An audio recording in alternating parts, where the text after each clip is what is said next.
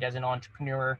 We also then have our build programs where we provide you with the tools, the mindsets, and frameworks for turning your idea into a successful business model. And then lastly, our launch programs, which give you that access to capital and really prepare you for that funding and growing your customer base. And so we're excited to partner with General Assembly. This is our second event with them. They're going to be a great partner in at least in the Sacramento entrepreneurial ecosystem. I know we're all virtual here and we have people joining us from all over the world, but we're excited to really support entrepreneurs, not only in the Sacramento region, but beyond. And so without further ado, I'll pass it over to Matt. If you're interested in plugging into any of our programs, definitely check out our website. Most of our programs are currently virtual, and one that I recommend plugging into is our Virtual Entrepreneurship Toolkit series that will be launching in August. And it's a 5-part series, and we take you through how to build a successful business model. And then if you're a female founder, we have a female-led technology accelerator called Fourth Wave, which will be running, and we're accepting applications for that cohort. So thank you all for being here, and take it away, Matt. Looking forward to learning from you. And thank you, Gabriella, for the partnership. Sounds good. I'm assuming everybody can hear me. Can you see my screen okay? Lovely. I'm going to have the chat window open because I hate monologuing. I like to see responses, and normally I like to talk to people and interact with the crowd. So feel free to chat while we're talking. So my name is Matt Franks. I'm the CEO and partner of Modernist Studio. Modernist is a small strategic design organization. We focus on, I guess you would call it, building strategy partnerships. You can see a little blurb here about us. We've been around for about 5 years, and we've been applying methods that you kind of would see in a lot of consultancies, kind of traditional design, human-centered design methods. But we like to adjust it with a little bit of a mix. We approach it thinking about behavior. We approach it from the perspective of thinking about education and building capabilities within our clients' organizations. And so we like to come at new problems, bring a human-centered perspective to those problems, but then also teach people how to do that work. I've been doing this for about 12 years. Frog Design, a startup, got that startup acquired, and then eventually started building Modernist Studio with 2 of my partners. And I think one of the things that's always fascinated me about relationships, especially like with Carlson and General Assembly, is just the tight-knitness of education in industry. About 10 years ago, a business partner of mine, John Kolko, started a school, and I've been teaching at that from that point. There's a couple students who are in the chat room, oddly enough. And so that mix of being able to practice, but then also educate, and having both inform each other, for me has been really powerful. Today, I want to talk to you about our approach to thinking about design strategy. And there's a bunch of different ways to describe this, a bunch of different correct ways, a bunch of different flavors and branded versions of this. This is simply the way we like to think about it. I'm going to show you some work, and I hope you ask questions about that work because it's real life examples of when some of these tools and methods were applied in the real world. And it's always fun to see that. But first, I wanted to start off looking at these 2 coffee cups. And if you're in the chat, when you think about the differences between the left and the right, as far as experience, what comes to mind for you? Go ahead and throw it out there in terms of adjectives.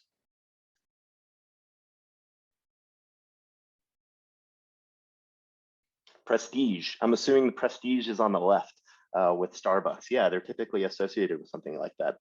What about the one on the right? Orchestrated versus functional. Yeah, totally. There is movement, there is an experience versus I found a place to get the thing on the right and I simply need to get it quickly and then get back in my car. Right is gas station coffee. You're exactly right. It is branded versus generic. That's true too. If you think about what's happening, you're looking at 2 cups of the same object. Unknown on the right, I know what I'm getting on the left. That's interesting. And what we're starting to do is apply an idea of value to them. And that value is coming not really from the coffee at all. There's a really great website which actually chronicles all of the best gas station coffees that are around, which is where I pulled the one from the right. And comparable to, in terms of flavor, to what you might see at a Starbucks, but we don't associate that. We think about something else. We're thinking about this idea of value. That cup connotates something like this. People were talking about this idea of minimalism and simplicity. You can start to see that in the entrance to the store. It also carries forth this idea of movement and service, that there is a relationship that you're building. And I think that's one of the things that makes Starbucks so magical, and why we're willing to pay a ridiculous amount of money for effectively something we could get at a gas station for probably a third of the price down the street. But we start to look at it from this perspective, you can start to imagine why. Think about the entrance of the Starbucks store compared to the entrance that you're seeing here. You can see our lovely barista kind of picking up over the lottery tickets in the back there. There is a different feel. There is a different experience, right? It is the experience, but it's super intangible. Arguably, it's more hands-on and more of a participatory activity. You get to make the coffee yourself on the gas station version, right? And this is your bar, you're the barista, but that's not what you're paying for. And so I wanted to think about that as I start to couch this concept. Almost every product that we encounter is part of a larger service experience. And in my work with a lot of Fortune 500 organizations, this is a barrier, because you either acknowledge this or you do not. And you either choose to design for it or you do not. And if you don't, you effectively are rolling the dice with respect to the overarching experience that surrounds your product or service in the way that it's displayed. So I want to give you a framework, and then I'm going to show you an example of how this plays out. First is this idea of touch points. We experience a service through a touch point, and I think of a touch point broadly. The application that some of you might be designing is a touch point. The service center is a touch point. The coffee, the line, the barista, all of those exist in an ecosystem. And if you're thoughtful, if you're given the freedom within your organization, you can actually think about those in concert with one another. The second facet is time. We experience services over time, and that makes it really, really tricky to design for them. If you think about when you're designing something that's not new, maybe you're fixing something, it's really difficult to think about the way an application needs to take shape if that shape changes. If that shape changes on a per persona basis over time. And so you have to capture that idea of time and movement differently. And I think that's where this idea of narrative comes in. Narrative in the sense that things happen in story, they happen in movement. We typically are describing how someone achieves their goals, but more often than not, a facet that is missed, and this is oddly true in a lot of ed tech, finance, and healthcare worlds, is that people are emotional. They're irrational more often than not. And so how do you design for that idea of them being irrational? You start to play it out, I think. All of this wraps up to something. It ladders up to this idea of value. And that's what I saw in the chat. You have expectations of value, and you're able to describe those almost immediately simply by looking at comparison of two of the same things in a different wrapper. That idea of value is communicated. It's also expected. And hopefully it's designed around the convergence between a business proposition and a human-centered value proposition. What is the person trying to get out of it? So I'm going to show you an example of how this plays out. I think everybody is familiar with Disney, where dreams come true. If anybody has not been to Disney recently, you know, they've done some amazing things. We were actually a part of that when I was at Frog doing that design work. But you think about Disney, that idea of magic comes to mind. I have the castle posted up here, but when you think about Disney, what is the element that comes up in your mind? I've worked with a variety of people who they get married at Disney. They go Disney once every year, and they have been doing for fairy tales, yeah, for 20 years, right? It's more than in a theme park, nostalgia and childhood. It starts to become a cult in some respects with some people because it is so powerful. Right, it's fairy tale, it's fairyland, nostalgia. It's more than just the rides, but the rides become the embodiment of that experience. And if you have been recently, you'll see something. This is what Frog had worked on around 10 years ago, the Magic Band. And from a service perspective or an experience perspective, the thought that went into this was absolutely incredible. It's at its core, you're using it to log in effectively to a ride. There's an application that supports the experience, and you wave in and wave out. And when it's time for your time to get in the ride, you walk through and hit the badge. But there's a whole layer of stuff that most people don't see that sits underneath of this. For every kid that comes in, they append meta information to that child. They know what's the favorite superhero. They have almost like stock trading screens where you have people watching monitors looking for that meltdown that little Jimmy is having. And when little Jimmy has that meltdown, they know to send Mickey because that's his favorite right there at the right time. All of this is orchestrated because you're paying a ton of money. I think the average trip to Disney now for a family is $5,000 to $7,000 or $8,000. And so that idea of seeing one of the children start to break down, that's what they're trying to prevent. They actually constructed an entire replica of the theme park to test this concept in a hangar out in California. It was an amazing experience. But there's a bunch of other stuff that's happening that you don't see, right? All of the plumbing, all of the infrastructure that sits behind the scenes, it's there. But you are intentionally blinded from it. You don't see any type of ride in its kind of retired state, right? These are some pictures from behind the scenes. And one of the biggest no-nos you ever have in Disney is this idea of someone breaking the plane. They never expose the character.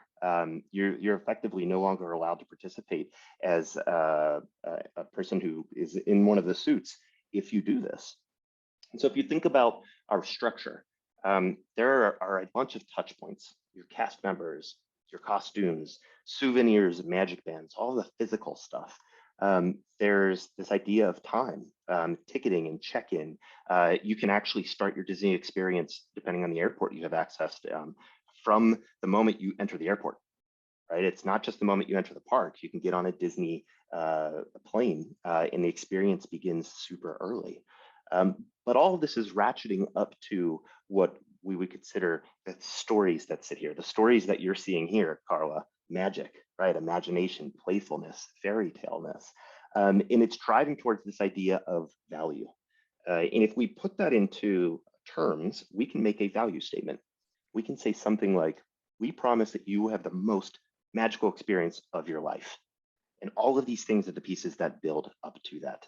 And if any one of these fall down, that value starts to be diminished. And Disney is super protective of that brand. That is their brand identity. So the big question is, how do you design for this? I want to give you two scenarios. The first, I see Arlene smiling when she saw this. This is the Barbie Dreamhouse scenario. This is when everything's working great. Is usually what happens is that a company will come to you. And if I think about my days at Frog and the ones at Modernist, when we kind of do our traditional business development pitches, like this is the happy path for most consultants, is it's green field. You do whatever you want. We want to bring some type of new value to a system.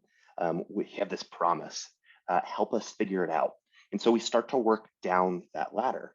We start to describe, well, in story, what is the thing going to do? How is that magic going to unfold? And through that, we start to describe people. We start to describe the touch points they're experiencing.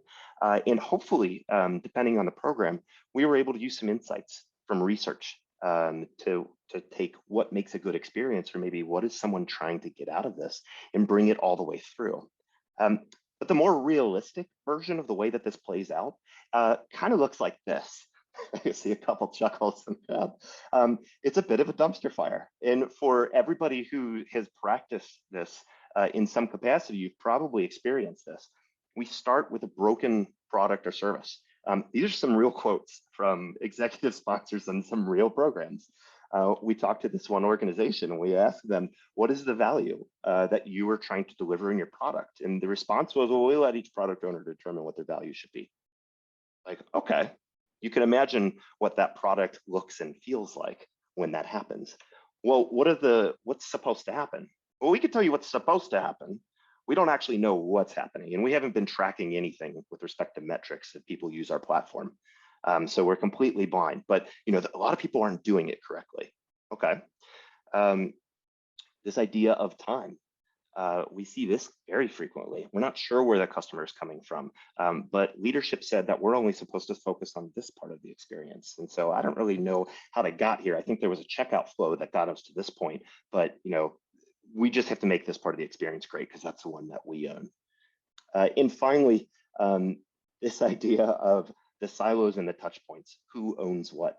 This one to me is probably the most common, where someone will come in a project brief and say, we're only going to design this thing. It sits in a platform, we can't touch the platform. And ultimately you start to realize that the platform's broken. And from a perspective of a user trying to accomplish a task, they can't. But the organization has already determined this is the space of the problem. These are the places where the problem is going to be solved. And this is the budget that's appropriate for solving it, almost arbitrarily. So I want to show you some examples of how we design in this world, because a lot of our programs are not fairy tales. We've done a few, and I like talking about those. And I think those are the ones that get a ton of good press. But most of them have some type of pre-existing system. There's baggage, there's cultural baggage, and there's technical debt, and all the things that you have to deal with when you're trying to steer an organization who might have tried, for example, a digital transformation and failed. So when I think about what makes a powerful designer in this space, it's the ability to do this. It's the ability to put structure around a certain amount of chaos. And they do this with 4 steps. And this is where I'm going to show you some examples of our work. So feel free to chat at any moment. First is they know how to look for problems and where to look for them. And this isn't as much of a secret sauce as it's the idea of curiosity and not allowing what someone has told you as the boundaries of a program to necessarily be the boundaries of the program. There's an art to doing that in a consulting capacity, but you can start to imagine how to ask questions in a broader capacity to prompt more investigation. 2, I think one of the most powerful toolkits that we have as a designer is being able to visualize the state of the system, being able to put a picture around something that's intangible. You think back to the discussion that we had earlier around coffee cups, right? There is something intangible there, and a designer who can visualize the difference, you can start to sway hearts and minds. You can show where problems exist. And that becomes a scaffold. For organizing and evaluating solutions, but then also for presenting a simplified vision. Questions, comments, or thoughts about this before we actually dive in and look at some examples of how this plays out?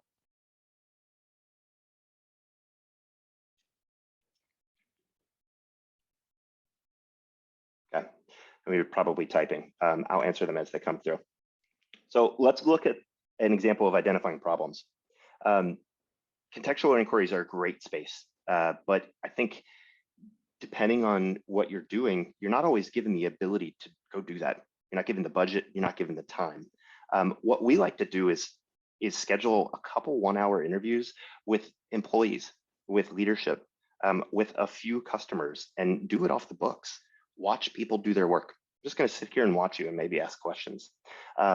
And what you're trying to get at is a couple things in this world.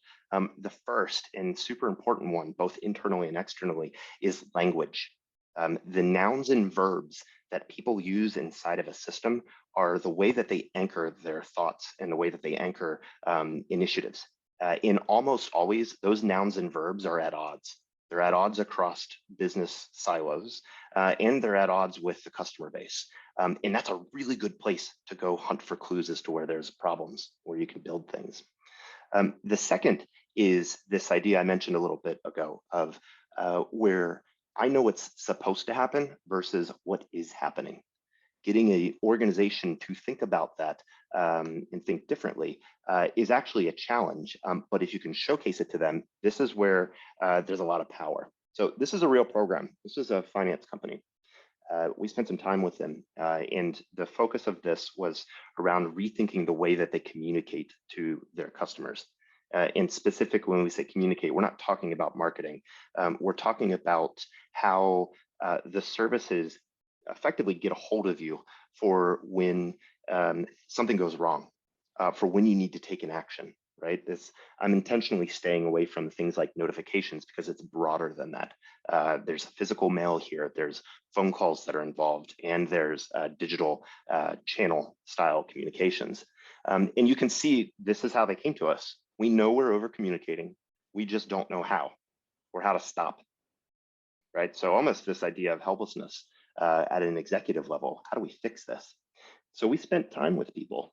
We spent time with people who were responsible for communications internally. And you start to, if you listen to them, you start to hear stories. You can probably imagine why this is over communicating just in this sentence alone, right? We're expected to see a 10% lift in utilization of my experience as a product owner. An alert is an easy way to do that. If I ping you, and all 150 OS product owners start pinging you, you might start coming to my feature more. And now all of a sudden, I can up my numbers. And you start going, wow, that's not a very user-friendly way to approach a relationship. This one was also super interesting, hearing where there was a problem, but not doing anything about it. They were running a usability session, and they asked, what channel do you want to be communicated in? For an insurance claim, like your car got hit. And they said, it's so overwhelming. I don't want to do this digitally. I want to talk to a person. And so we asked them, well, what did you do differently? And the response is, I didn't do anything differently. It's not my usability session, right? Like just seeing right past where there is an issue, that this idea of digital communication is not soft enough for those tender moments, like when my house burnt down or when my car has crashed. And we went and spent time with the people who are customers. And they told us a completely different story about finance. This is an individual who, and this was common, this happened a couple times, just in a small sample size of 8 individuals randomly selected.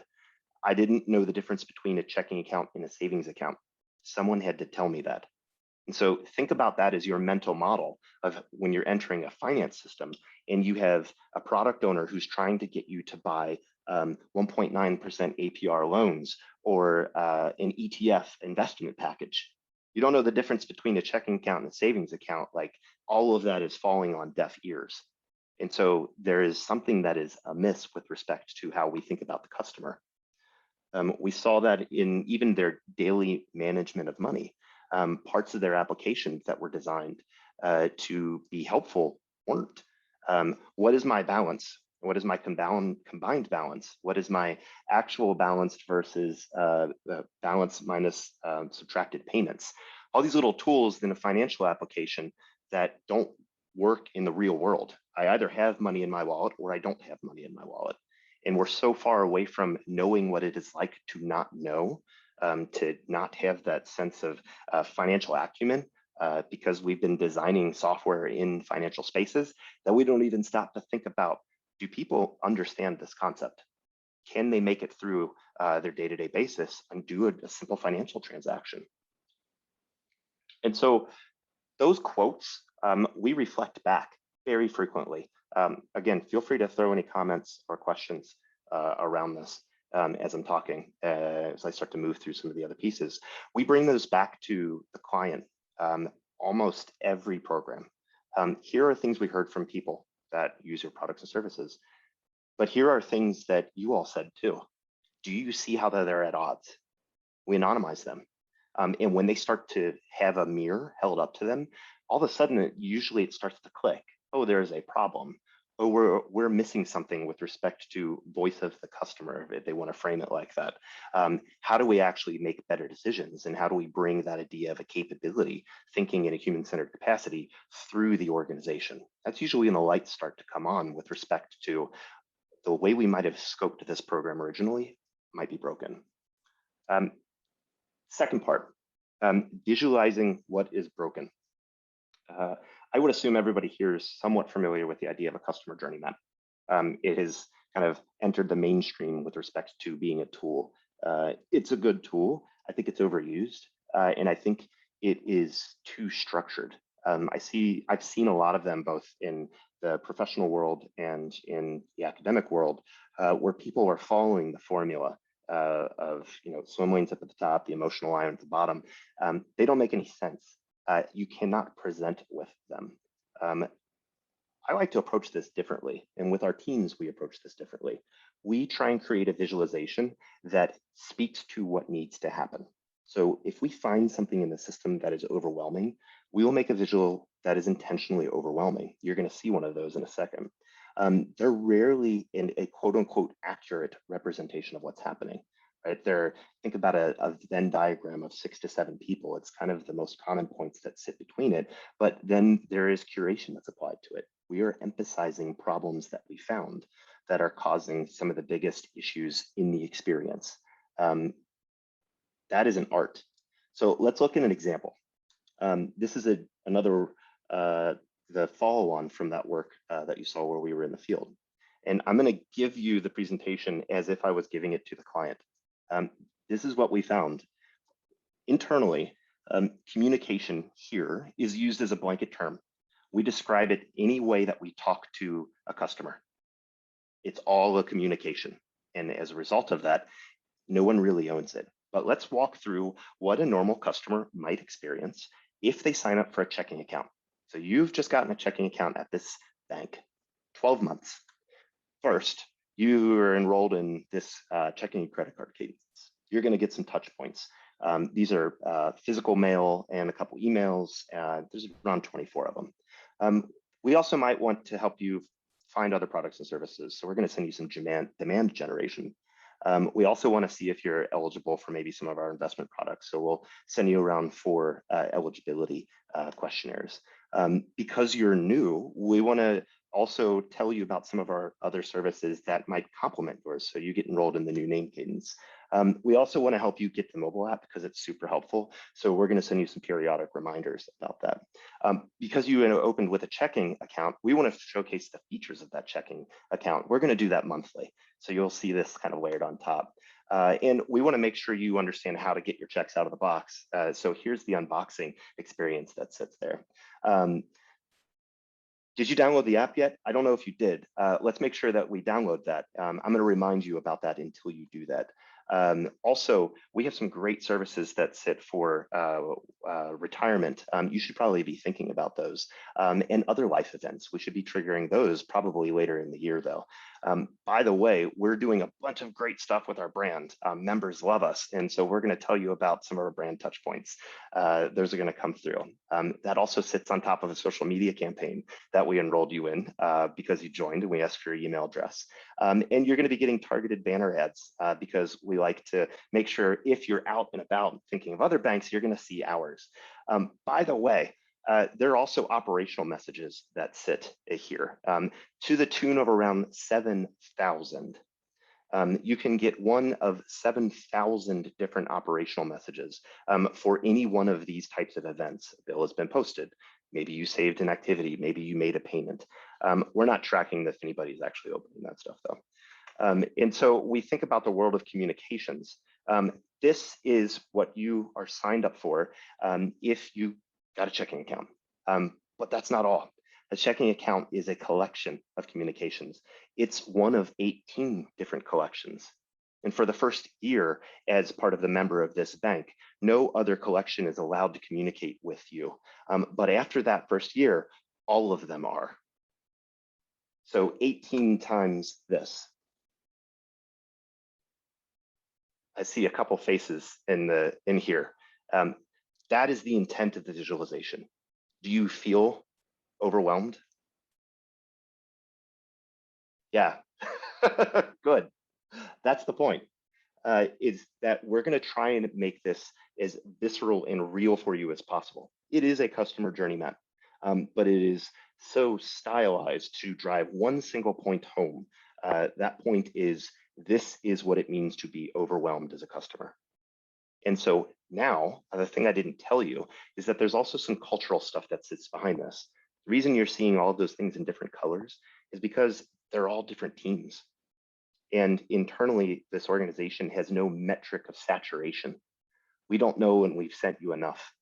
And if you're going to say, I don't want to see any more, I have to say, I don't want to see any more on a per team basis. So now when you're starting to think about the problem, you're envisioning where there are clear breakdowns and where we can start to have very specific solutions, right? A very simple solution, at best, 2 emails a month. And now you can imagine what that does to this entire system, sets it on fire. But we solved the problem.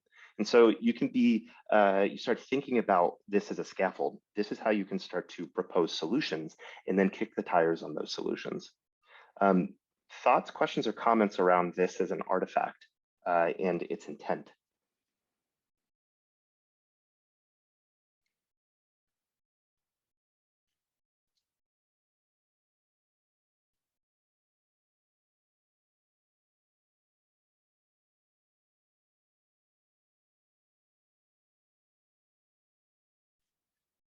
Yeah, the original time frame was 1 year. That's what happens for the year after you're signed up. Built on classical marketing theory that isn't a modern life. Yeah, you're right.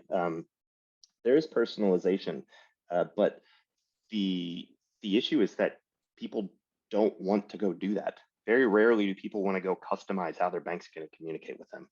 They want to know if their money is safe and or if there's a problem. And generally, that's about it. What was the response of leadership? That's a great question. In almost every case, when we show an artifact like this, this was what they said explicitly, but you see it in the faces of the executives. They go, "Wow, we have an ugly baby. Like this is a problem," right? They feel it. And then usually this is where there's the opportunity. And as a consultant, it's very, very mean to just stop here because you've basically shown them what the world looks like. And it's not that positive. And so this is a great opportunity to come on the other side and say, and here's how we're going to help you. We're going to be a sage to get out of this mess. This is where your workshops come in handy. They have structured activities so they start to participate, which is exactly what we did in this instance. How do we go solve it? So we're going to use this as a scaffold. And that scaffold is kind of twofold. The first is this idea of finding point solutions. I described that a second ago, where we had, we could turn on a limiter, right? A measure of saturation. And if you hit that number of emails, then you're done. But that's not the only solution. It's not the only way to solve that. And more often than not, you have to start thinking systemically about your solves. And this is the other thing I've noticed very frequently with executive teams who don't have artifacts like that type of visualization. What's happening in the real problem space is that they try and pick one. And oftentimes everybody does that. You've probably done this dot voting exercise yourself. Or seen this done where we all get in a room and we democratically put dots on something. We're like, okay, everybody voted for this one. That's not necessarily going to solve anything. And so you can use this as a scaffold to start to describe systemic issues and see how combinations of those solutions might actually alleviate the issue or help the user achieve their goal. I'm going to show you a different example, and this is going to be a abrupt and very different type of program. In this case, we were working with an organization who was trying to figure out how to curb rape and sexual assault in the US military. And that is a giant question. There's a ton, like this is a hot button issue for a lot of people. There's a lot of opinions, both informed and uninformed. But if you think about it from the perspective of a designer, it can be approached as a design problem. And we did exactly that. We went and spent time with perpetrators, with the victims of rape and sexual assault in incarceration, out of incarceration, and we looked for patterns in behavior. We tried to visualize those patterns of behavior. And what you are seeing is effectively a customer journey map of how someone gets to a space of crossing a line. The myth that is associated with rape and sexual assault is that there is, man in the bushes, comes out, clubs women, drags her away. And that's how it happens. 80% of the instances are actually not that at all. People knew each other. It worked its way to that. The question is how. It's very classically kind of crafted as man as perpetrator, woman as victim. We spent a lot of time with people who were the opposite. Man as victim, woman as perpetrator. And that's not something that culturally we really acknowledge happening that frequently. And so this became our tool to say, where can we start to think about solutions?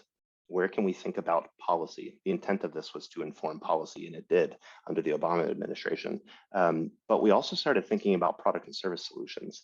And one of those that came was this moment here, where we said there is a cycle. When an event has happened, there is often this, I think it was referred to as almost like a death cycle, where someone doesn't understand how they got to this point. They don't have the words for it, and they start to adjust their behavior. They're looking for a black and white answer that isn't there. Everything that they have done up until this point in life has typically resulted in no type of exchange that violated personal space. Yet somehow here they are, and they don't have words for it. And this is true for both men and women. And so one of the things that we proposed and started to play with as a concept was a way to actually provide the language. If you, at the time, if you got on Google and you typed in "was I sexually assaulted," was the #1 predictive search response. And so that was the intercept point.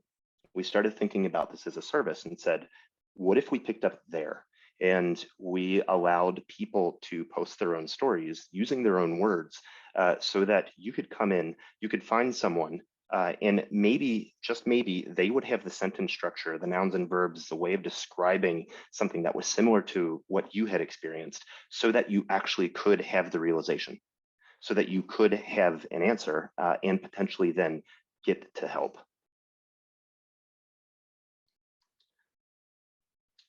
So this keeps moving. This is where we start to create simplified representations of the vision. We have a bunch of solutions. Yeah, Melissa, it's a super weighty issue, and some of those interviews were probably the hardest interviews that I've ever done in my entire life. But they were like, talk about having a design program where you have the ability to actually impact and help people, which, you know, I think we all like to dream about having a chance to do that. Just very rarely happens. So as this builds, we're going to go create a representation of a vision. And we're going to start to think about how that person encounters a solution and how their journey changes as a result of that experience. You saw an example of that a second ago. I'm going to show you a slightly different version of that. So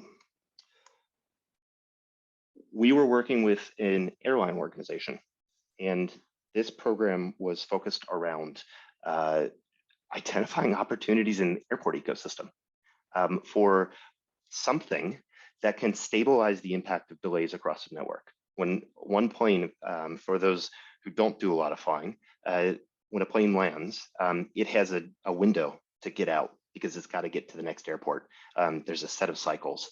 And usually within the first 15 minutes in any given day, the plan has gone out the window. Everybody is 100% reactive across the entire airline network. And that's why delays happen, because it just stacks up. And so we went out into the field. This is me running amok in the bottom of a baggage claim system. I was getting hit by this trolley car. And we got to go see the jobs happen. I'll keep most of the stories to myself because you'll be afraid to fly. But one I do want to share with you is why your bags get lost, because they fall off the trolley all the time. And somebody grabs stickers. In this case, you can see them. These are 3 bags that fell off. He sticks them on his computer, and eventually he remembers to go get them and then bring them to the lost and found. We had guys taking pictures with their phones of lost baggage as well. This is the control tower at LAX. This is a apron control tower. And we were sitting in here watching this woman do her work, and the phone rings. She goes, "Oh, yeah. Okay. Like, what what was that? She goes, that was Southwest. I was like, oh, yeah? What did they say? They go, they need to refresh the sheet. I was like, refresh the sheet? And she goes, yeah, there's some new planes coming in.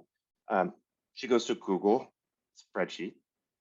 She hits refresh, and she sees now the planes coming into LAX. They're using Google Sheets as a mechanism to identify what planes are coming in. And so the next time you think about why your flight might be delayed, it might be because someone is furiously updating a Google Sheet to orchestrate the movement at one of the world's largest airports. Yeah, so we modeled it. This is the turn. This is what happens for an airport to operate. Everything in the blue box down below are all of the roles and everything that they do in working in concert. Food truck, gate agent, cleaning crew, fuel truck, everything. Up above starts to describe the planning cycle, how they do long-term planning at an airport, how that gets updated monthly, and then how daily it basically goes out the window, where we're in this predict, act, and react cycle. And at the end, they strategize.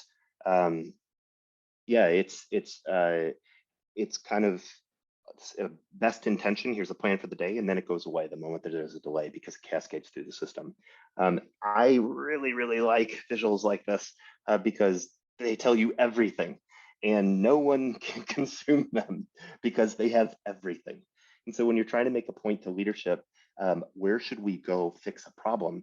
You have to find a way to simplify your visuals. That's been one of the most important learnings for me, is that how can I take all of this knowledge and get it onto a single PowerPoint slide using 14-point font. And this is how we did it. We said, here is your airport ecosystem. Of all the places that we're going to go focus on something, we're going to focus here, which is just this idea of the turn. And the reason we're going to do that is because it's completely blind. You would expect most airports to have visibility into this, and they do not. The moment that that plane pulls up to the gate, no one knows what happens. They don't know if people are still on it. They don't know if catering arrived, if fuel arrived, unless there is someone physically watching. That's still true today in most airports. And so that's the place where we can have an impact. If we can give visibility here, we can start to put structure and predictability around the entire system. And we start thinking about that idea of a value. This is the value that that system can provide. And so I started talking about simple visuals to describe this. This was one. This is how do we describe everything that is problematic in the world of an airport to a place where we want to focus. That's how we did it. But the other part is, how do we start to describe a solution? And so here we made very simple visuals that described, here's the software that we want to potentially go build. So in this example, you can start to see visualizations of potential delays. You can see a counter of people getting off. We actually did this with a webcam. We were able to detect the trucks as they approached, count people that come on and off the jet bridge, to start to be able to generate alerts like this that describe there might be an issue. And all of this is working towards this future where the ground crews and things are resourced dynamically. You've probably been having an experience where you pulled up to a gate and there was no ground crew, right? There's nobody there to actually marshal the gate in. And so you just sit there. That's because that group is fixed in terms of their scheduling. And so if the plane comes in outside of the schedule, there's no one there. If you can think about them as resources and any others, all of a sudden you can start to imagine a future where they're resourced in real time. And so if there's a risk of delay, being able to locate types of crew members with the capabilities to do these things and bring them into the fold on the fly. Totally different resourcing type. And it gives you an opportunity to have a really flexible ecosystem. Okay, let's do some reflection and some discussion. So this is what I said in the beginning, still stand by it, that everything we encounter is part of the service in some respects. And we're either designing for it or not. We're thinking about those touch points and how they work together. We have to think about them in the context of time and how people move through them quickly, slowly, but then also emotionally. We have to be able to describe those stories because the irrationality of the average person will change the way that they experience that service. All of this is working towards this idea of value. It's the promise, the thing I expect to get out of this. It's why I choose the cup of coffee on the left versus the one on the right. I think, again, your ability and your skill, the most powerful thing you bring to the table is that you can structure this. You can find ways to visualize the problem. You can help others see why specific opportunities are actually the best to move forward with. That's it. So thank you for your time. I guess we'll turn it over to questions. Fire away.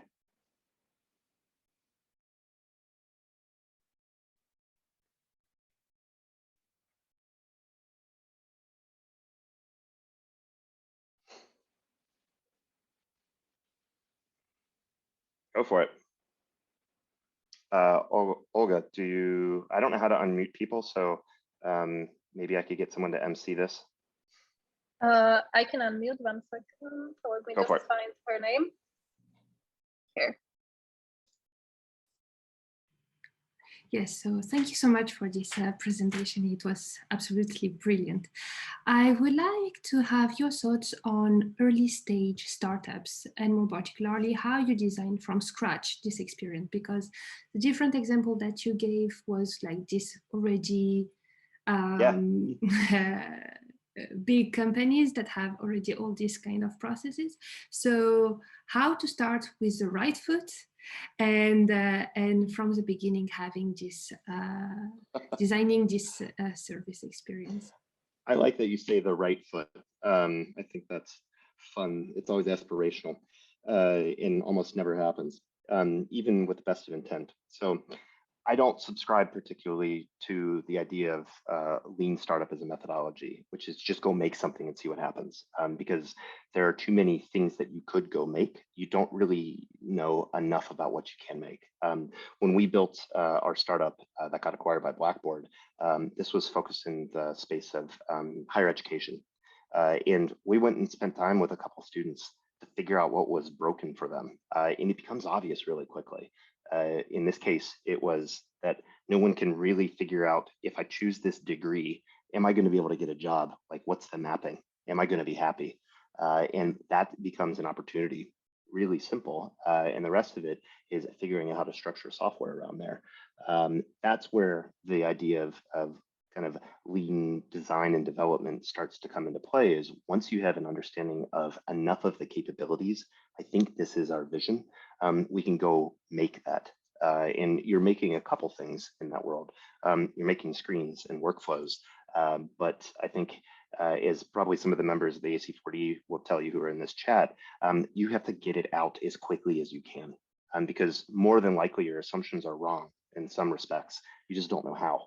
And so we like to go, we started making things and we prototype them in paper, prototype them in Figma, and then shipped that, said, yep, this feels good. Let's actually now start to stand our stories up and spend dev resources around that space. So same design process, but the difference really is around how you craft where you're going to go look. In that space, I can't speak to every one of them, but at least in the education space, some of us had experience there. We knew what it was like to be a student. And so we had a hunch as to where we might go to look for problems. And so go spend time with people. I think that still applies in most of the design contexts that I've worked in, both in a greenfield capacity as well as if there's an existing problem and solution. Okay, next question is from Thor. Let me unmute him.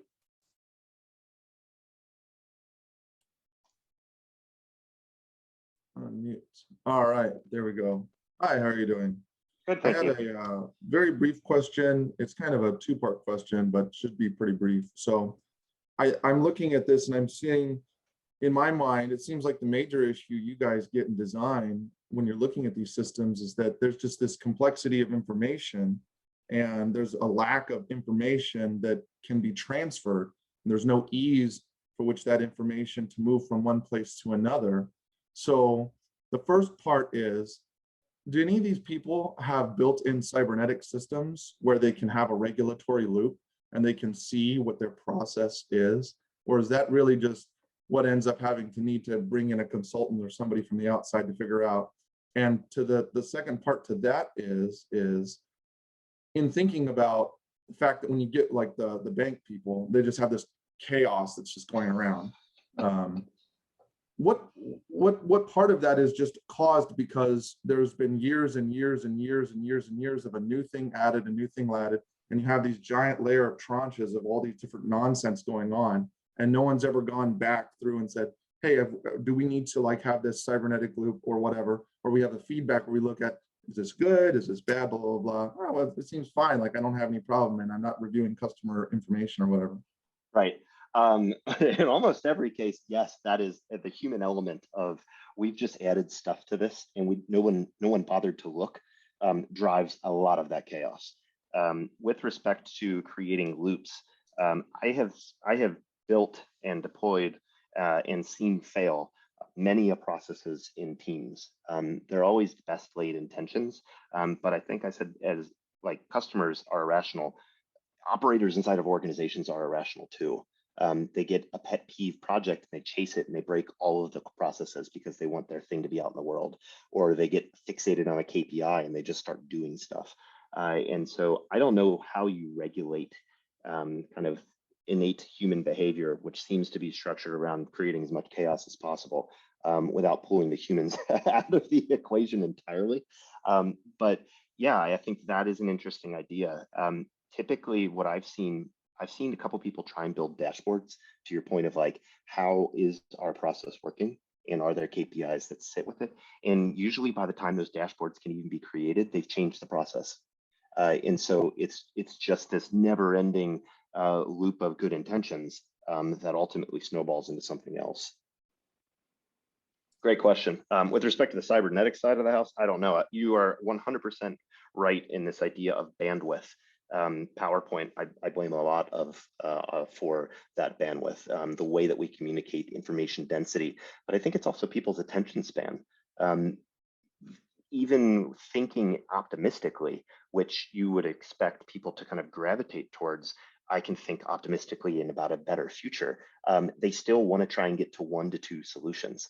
They don't want to think about a complex organism of small micro solutions that are working together to deliver value. And so to be able to describe that, once they see it, they're like, yeah, I want that. But for them to comprehend it themselves, I think that might be the thing that's missing from a lot of education, is how to visualize and represent the movement of complex problems and things operating together, because people just don't do it well. And you can't do it in your head. They try and talk it into existence. It doesn't happen. There has to be an artifact to carry that complexity. Yeah, I like the system, you're going through it. It makes things much more clear and laid out, even though I think a lot of us may have an idea in our head as to like where the problem may sit or whatnot. You just need to put it down on paper and deal with it. Yeah, you got to get it out. Yep, that's right. Thank you. Yeah, thank you. I see one in the chat while you're queuing up the next person. How do you make visuals frustrating doing this well as an internal designer? That is a good question, because you can quickly overwhelm people. I think in there, trying to volley for being the one who presents it. You can make complex visuals that are frustrating, like that deck that I showed you.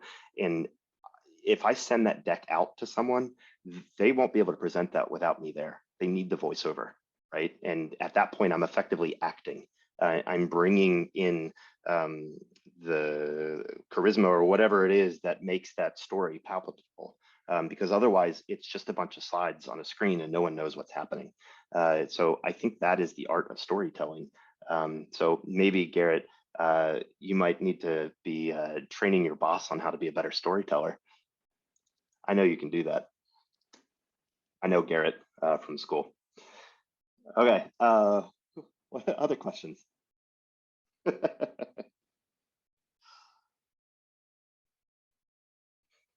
So I use low fidelity and high fidelity UI prototyping for making the ideas in the app. Yes, all day. My best friend in the world right now is Figma, simply because the speed at which you can make something. You can make it clickable and you can see it move. There was a statement at Frog, there was a colloquialism that is true at Modernist as well. The first person to make it move wins. And I have seen that to be true in almost every program. If you can visualize it and people can click through it, they can move through it, they get it. And you will have way better odds of success than trying to talk that object into existence. Do I sit together with app developers when developing functionality or described before? A little bit of both, depends. If I'm going to propose something that's a radical change to an existing system, I want an architect with me as early as possible. I want a developer who understands the system with me, because it's not that I'm not going to break it. I want to know the implications of what I'm suggesting we break, so that I can head that off with a leadership discussion. Thor, to your question, the snowball, things just kept happening. There is a momentum around that thing. You think about the communications project, they can't just stop it. The most logical answer is to just stop sending things, and they will not do it, because there's revenue targets, there's performance targets tied to all of that. And an organization's not going to just pull the plug, even though they should. And so that you have to be hyper aware of what you're suggesting they go break when you're making a design recommendation.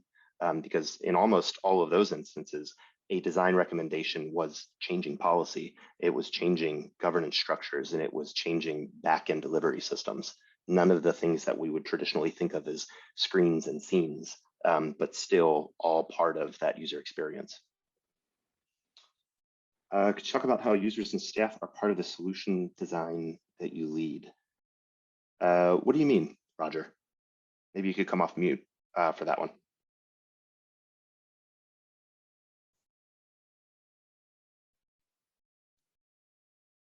See if I can find you.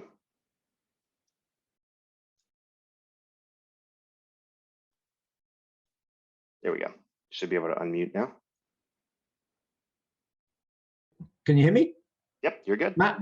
Yeah. So you, for example, in the airport solution, you clearly did a lot of basic ground research, and then you quickly, for the purposes of tonight, moved on to, and this is how we presented some very early graphical representations of how we could solve some of those problems.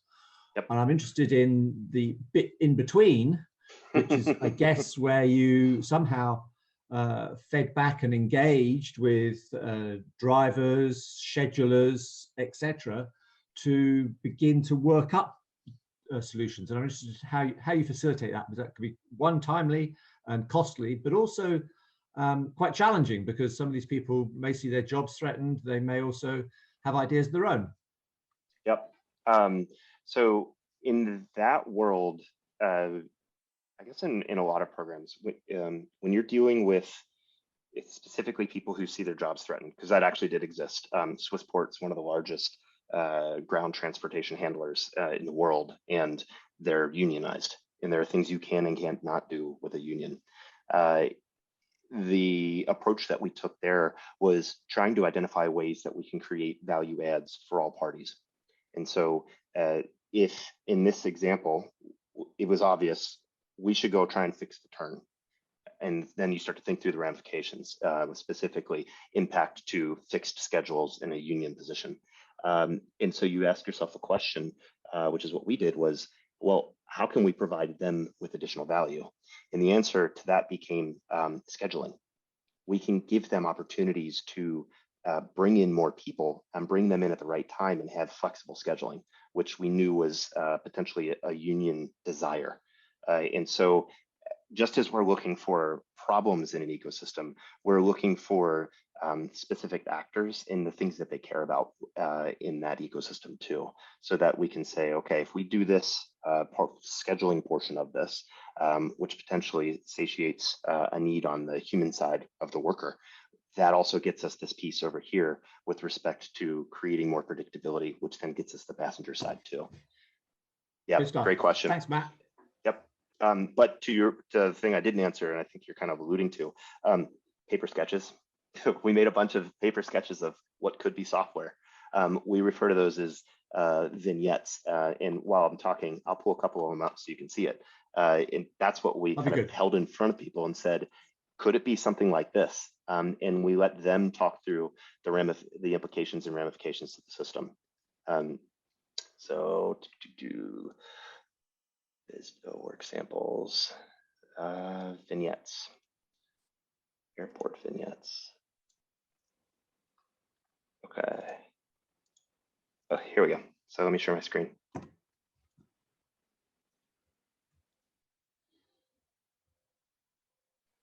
So we would go make something that looks like this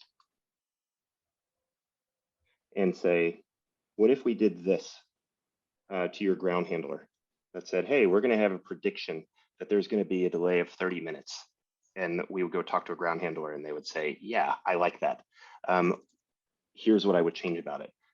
For workforce, we made a small screen that looks like this, where it says something to the effect of, hey, here's your work schedule. And we can give you an idea of when you actually do need to come in versus not. How do you feel about that? And so little screens that look pretty simple help you start to create an idea of what could be possible and get people to react to them, both at a business capacity level, but then also at a technical level. We show these to an architect or a developer, and we say, how do we make this possible? And they tell us first, usually all the things we can't do, but then you kind of cajole them a little bit. We know you're an awesome developer. How would you do it? And then all of a sudden they usually get to a point where they're starting to come up with awesome ideas. So trying to create those partnerships early on in creating a small sets of artifacts really help drive that communication and collaboration. Thank you. Yeah. Any other questions or comments?